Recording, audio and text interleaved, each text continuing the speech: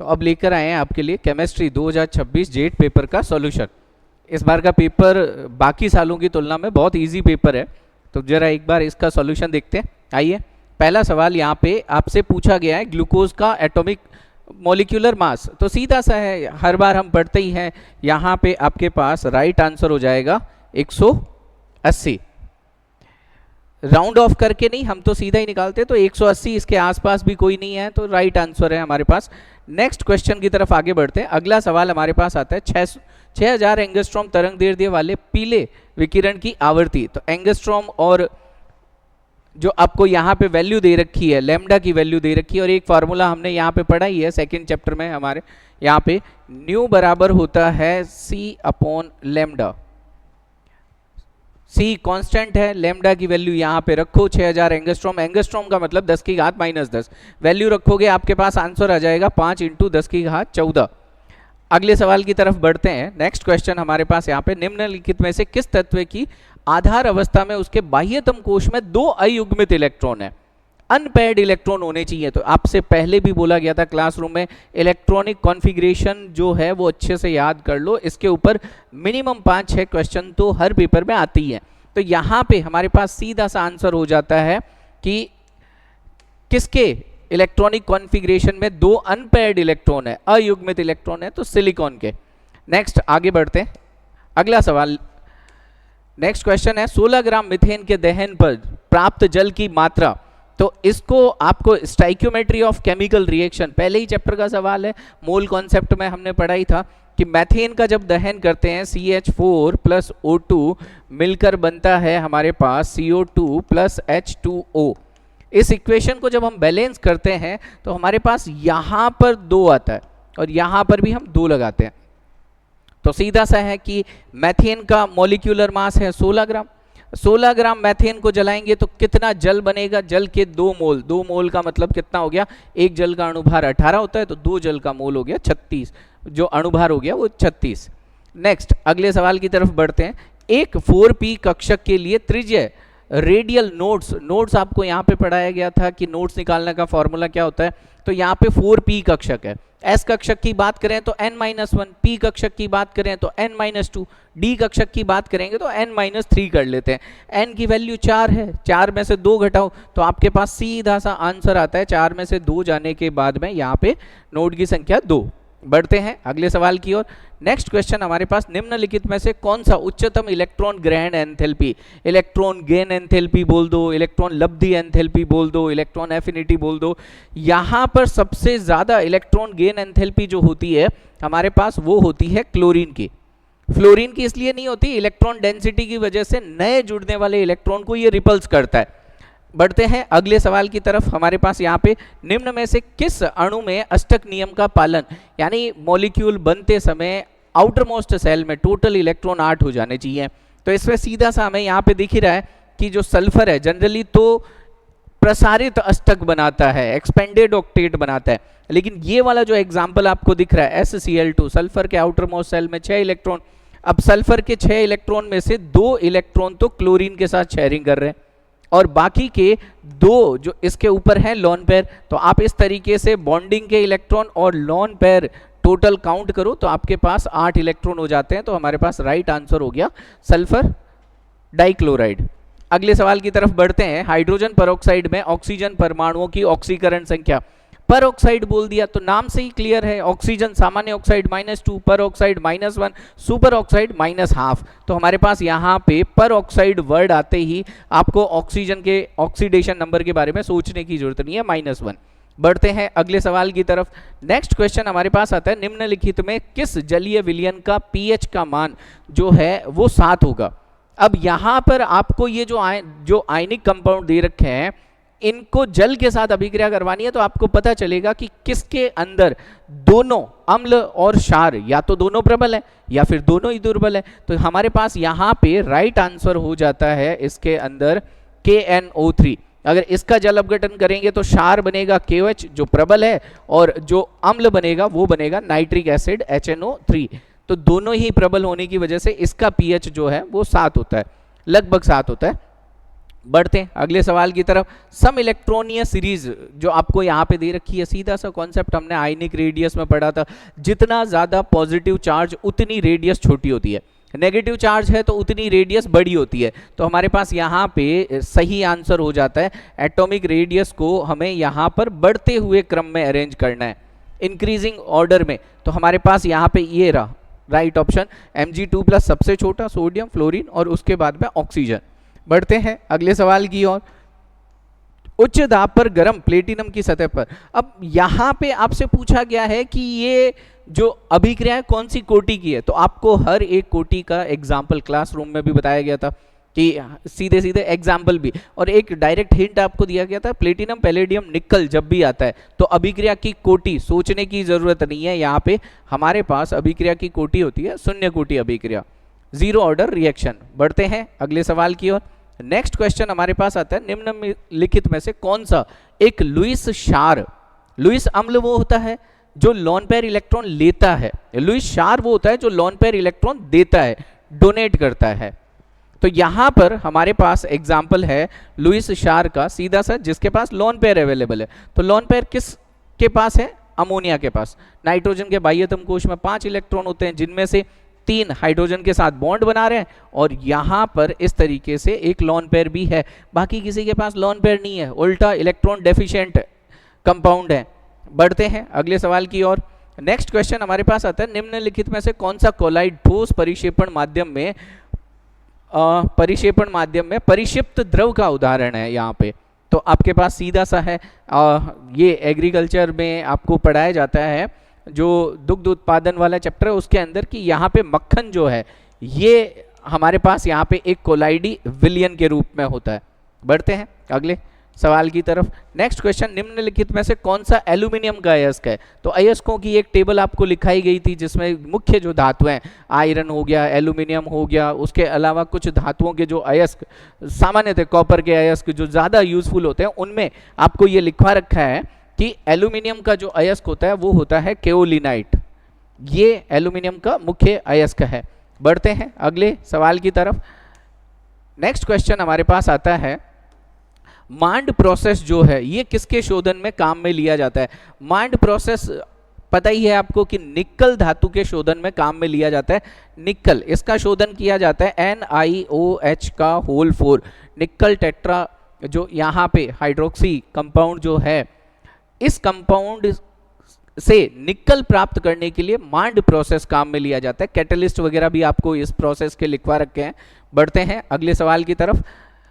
Next question आता है, क्षारीय मृदा धातु आयनों की जल योजन एंथैल्पी। अभी लेटेस्ट जो आपको क्लासरूम में पेपर दिया गया था, जो टेस्ट आपका अंतिम टेस्ट जो हुआ था, उसके अंदर भी आपसे जल योजन एंथैल्पी का सवाल पूछा गया था, जो हमने पिछले अपने ऑनलाइन वीडियो में भी आपको बताया था कि जिस आयन की साइज जितनी छोटी होगी उसकी हाइड्रेशन एंथैल्पी उतनी ज़्यादा होती है। तो यहाँ पर सोचने की जरूरत नहीं है, हमारे पास जो डायरेक्ट आंसर आता है निकल कर वो आता है सबसे छोटा आयन जो है बेरिलियम, तो इसकी जो हाइड्रेशन एंथैल्पी है वो सबसे ज़्यादा है। बढ़ते हैं अगले सवाल की ओर। नेक्स्ट क्वेश्चन हमारे पास आता है कि निम्नलिखित में से किस तत्व में आधार अवस्था में या एस उपकोश में 2 युग्म इलेक्ट्रॉन, एस उपकोश में कोई इलेक्ट्रॉन नहीं होता है। ये थोड़ा सा सवाल जो है टाइपिंग एरर है कि एस उपकोश में कोई इलेक्ट्रॉन नहीं होता है, तो एक ही अपवाद है हमारे पास पूरे डी ब्लॉक में जिसके एस उपकोश में कोई इलेक्ट्रॉन नहीं होता है, और वो है पैलेडियम।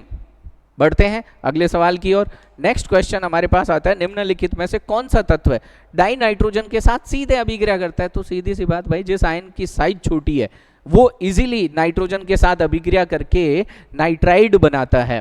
तो यहाँ पे नाइट्राइड बनाने वालों में सबसे छोटी साइज की अगर मैं बात करूं और जो कोऑर्डिनेशन कंपाउंड भी बनाता है वो हमारे पास आ जाता है लिथियम। इसकी एक एबनॉर्मल बिहेवियर, डायगोनल रिलेशनशिप जो हम पढ़ते हैं लिथियम का, उसके अंदर आपको ये चीजें बताई गई थी। बढ़ते हैं आगे नेक्स्ट क्वेश्चन की ओर। निम्नलिखित में से कौन सा क्षार धातु ऑक्साइड अनुचुंबकीय है। अनुचुंबकीय के लिए सीधा सा है कि यहाँ पे अलग अलग प्रकार के ऑक्साइड दे रखे हैं, सामान्य ऑक्साइड भी है, पर ऑक्साइड भी है और सुपर ऑक्साइड भी है। तो यहाँ पे अनुचुंबकीय आपको बता ही रखा था, अनुचुंबकीय जो होता है वो होता है सुपर ऑक्साइड। सुपर ऑक्साइड अनुचुंबकीय है, बाकी जो है वो प्रतिचुंबकीय है, डायमैग्नेटिक ये पैरामैग्नेटिक है। बढ़ते हैं अगले सवाल की ओर। नेक्स्ट क्वेश्चन आपके पास आता है क्रोमेट और डाइक्रोमेट आयन। तो क्रोमेट हो चाहे डाइक्रोमेट हो, CrO4-2 और Cr2O7-2, दोनों में ही क्रोमियम का ऑक्सीडेशन नंबर जो होता है सेम होता है +6। दोनों में ही ऑक्सीडेशन नंबर एक ही होता है +6। बढ़ते हैं आगे। अगला सवाल, मृदा में जीवांश पदार्थों के विघटन से बनने वाले गहरे भूरे काले रंग का जो कोलाइडी पदार्थ है, मृदा की सबसे ऊपर की परत हमें सबको पता है कि कार्बनिक पदार्थों से मिलकर बनी है, जिसे हम क्या कहते हैं, ह्यूमस। सबसे उपजाऊ परत जो है ह्यूमस। बढ़ते हैं अगले सवाल की ओर।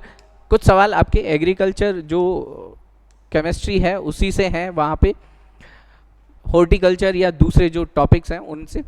निम्नलिखित में से किस परिरक्षक का उपयोग मुख्य रूप से, ये आपको सवाल अभी एग्रीकल्चर में भी पूछा गया था, तो वहां पर भी आपके पास एक ही, ये एक ऑप्शन दोनों जगह पे राइट है। यहां भी आपके पास राइट आंसर होता है सोडियम बेंजोएट। जो रंगीन फल होते हैं उनके परिरक्षण में सोडियम बेंजोएट का प्रयोग किया जाता है। अगला सवाल, बढ़ते हैं नेक्स्ट क्वेश्चन की ओर, कि निम्नलिखित में से कौन सा फास्फोरस विलयकारी जैव उर्वरक जो है वो होता है। तो फास्फोरस के लिए हमें पता है कि यहाँ पे उर्वरक जो काम में लिया जाता है, फर्टिलाइजर जैव उर्वरक, वो होता है माइकोराइजा। बढ़ते हैं अगले सवाल की ओर। नेक्स्ट क्वेश्चन हमारे पास कि म्यूरिएट ऑफ पोटास किसको बोला जाता है, KCl, पोटेशियम क्लोराइड। यहाँ पे राइट आंसर होगा पोटेशियम क्लोराइड KCl, इसे बोला जाता है म्यूरिएट ऑफ पोटास। बढ़ते हैं अगले सवाल की ओर। नेक्स्ट क्वेश्चन, दूध का आपेक्षिक घनत्व ज्ञात, एक ही सीधा सा पता है हमें, लैक्टोमीटर का यूज किया जाता है दूध की आपेक्षिक घनत्व ज्ञात करने में। लैक्टोमीटर नाम से ही पता है, लैक्टोज का मतलब दूध से संबंधित शर्करा को लैक्टोज शर्करा बोला जाता है। बढ़ते हैं अगले सवाल की तरफ। ग्रेनाइट निम्नलिखित में से किसका एक उदाहरण है। ग्रेनाइट हमारे पे आग्नेय चट्टानों का उदाहरण होता है यहाँ पे। नेक्स्ट अगले सवाल की तरफ बढ़ते हैं। कौन सी प्रक्रिया अमोनिया को नाइट्रेट में परिवर्तित करती है। नाइट्रोजन स्थिरीकरण, नाइट्रोजन फिक्सेशन में अमोनिया को नाइट्रेट में बदला जाता है, क्योंकि जनरली जो पौधे हैं वो नाइट्रोजन को नाइट्रेट के रूप में ही ग्रहण करते हैं। नेक्स्ट अगला सवाल हमारे पास यहाँ पे, उर्वरकों से होने वाले वायु प्रदूषण में कौन सी गैस का महत्वपूर्ण योगदान है। कौन सी गैस सबसे ज्यादा जो उर्वरकों से निकलती है, नाइट्रस ऑक्साइड, इसकी वजह से प्रदूषण होता है वायु प्रदूषण, नाइट्रोजन ऑक्साइड। अगला सवाल बढ़ते हैं नेक्स्ट। कई मृदाओं में मिट्टी का लाल रंग निम्नलिखित में से, लाल रंग होता है फेरिक आयन की वजह से। फेरिक आयन मतलब आयरन ऑक्साइड Fe2O3 जो होता है उसकी वजह से। तो हमारे पास यहाँ पे राइट ऑप्शन हो जाता है आयरन ऑक्साइड। बढ़ते हैं अगले सवाल की ओर। नेक्स्ट क्वेश्चन हमारे पास यहाँ पे आता है कि मिट्टी में अत्यधिक लवणता से निम्नलिखित की कमी आती है। अत्यधिक लवण की मृदा की जल धारण क्षमता, यहाँ पर हमारे पास राइट आंसर हो जाएगा मृदा की जल धारण क्षमता। बढ़ते हैं अगले सवाल की ओर। फिर से अब ऑर्गेनिक केमिस्ट्री का सवाल आ गया हमारे पास आइसोमर का। आइसोमर के इस सवाल में कि आइसोपेंटेन और नियोपेंटेन क्या है। दोनों के दोनों एक दूसरे के श्रृंखला समावयवी हैं। आइसोपेंटेन और नियोपेंटेन की अगर मैं बात करूं तो हमारे पास कुछ इस तरीके से स्ट्रक्चर होती है नियोपेंटेन की। नियोपेंटेन में ये संरचना हमारे पास पाई जाती है, और आइसोपेंटेन की अगर बात की जाए तो कुछ इस तरीके से ये आइसो ग्रुप होता है,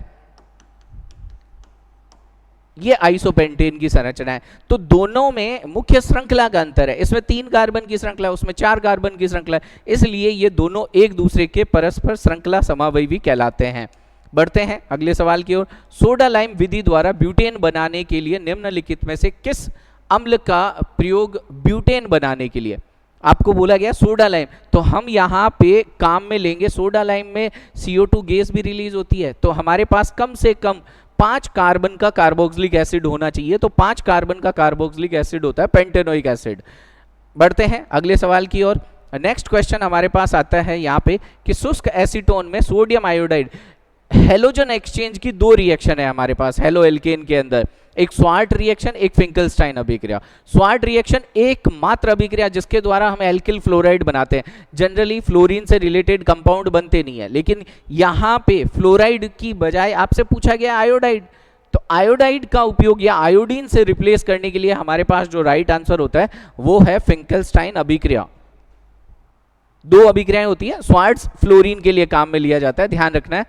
बढ़ते हैं अगले सवाल की ओर। निम्न में से कौन सा कार्बोक्सिलिक अम्ल सर्वाधिक अम्लीय है? कार्बोक्सिलिक अम्ल की अम्लता जो होती है वो उससे जुड़ने वाले समूहों के प्लस आई और माइनस आई इफेक्ट पर भी निर्भर करता है कि उनकी इलेक्ट्रॉन डोनेशन की टेंडेंसी है या इलेक्ट्रॉन अट्रैक्ट करने की टेंडेंसी है। तो हमारे पास यहाँ पे जो ऑप्शन दिख रहा है, इस ऑप्शन में कार्बोक्सिलिक एसिड का जो ग्रुप है उससे 3 क्लोरीन जुड़े हुए हैं, 3 हाईली इलेक्ट्रॉन नेगेटिव एलिमेंट जुड़े हैं जो कार्बोनिल से इलेक्ट्रॉन खींचते हैं, इसलिए इसका एसिडिक नेचर जो होता है वो सबसे ज्यादा होता है। बढ़ते हैं अगले सवाल की ओर। नेक्स्ट क्वेश्चन में इसके अंदर आपसे पूछा गया है कि अणु में कितने सिग्मा और कितने पाई बॉन्ड है। तो यहाँ सिंपल सा लॉजिक देखो, थोड़ा सा तो कॉमन सेंस भी काम में लेना होता है, ज्यादा नहीं तो, कि यहाँ पे कम से कम एक ट्रिपल बॉन्ड दिख रहा है, एक डबल बॉन्ड दिख रहा है, तो ट्रिपल बॉन्ड में 2 पाई बॉन्ड और ये जो आपको डबल बॉन्ड दिख रहा है इसमें 1 पाई बॉन्ड, तो नंबर ऑफ पाई बॉन्ड तो हमारे पास 3 हुए, तो इसका मतलब ये वाला ऑप्शन तो बिल्कुल गलत हो गया। अब मुझे साफ दिख रहा है यहाँ पे कि 3, 2, 5 और 1, 6 हाइड्रोजन एटम की जो संख्या है वो 6 तो दिख ही रही है, तो इसका मतलब 6 सिर्फ क्या सिग्मा बॉन्ड हाइड्रोजन के बीच में, कार्बन कार्बन के बीच में सिग्मा बॉन्ड नहीं है क्या? इसका मतलब ये वाला ऑप्शन भी गया यहाँ पे। तो हमारे पास ऑल ओवर काउंट करने के बाद राइट आंसर आता है 10 सिग्मा और 3 पाई बॉन्ड। बढ़ते हैं अगले सवाल की ओर।